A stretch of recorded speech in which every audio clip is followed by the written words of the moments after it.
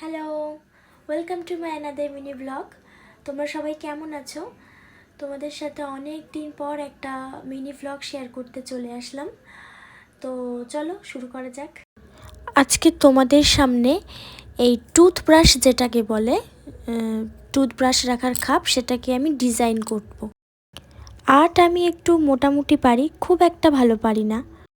এটা বাড়িতে অনেক দিন থেকেই পড়েছিল, তাই ভাবলাম এর উপর কিছু একটা ডিজাইন তো করা যায়। তাই বসে পড়লাম রং তুলি নিয়ে। এটাকে দেখতে না ভালো লাগলেও কাজটা করতে খুব ভালো লাগছিল।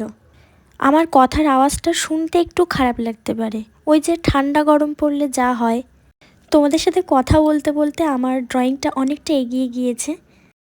ড্রয়িং আমি মাঝে মধ্যে বাড়িতে টুকটাক করি।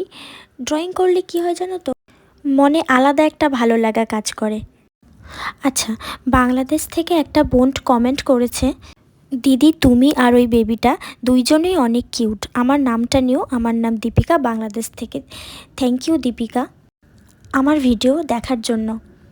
আমার ডিজাইনটা অলমোস্ট ডান।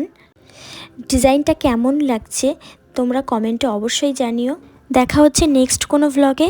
ততক্ষণে সবাই ভালো থেকো, সুস্থ থাকো, টাটা।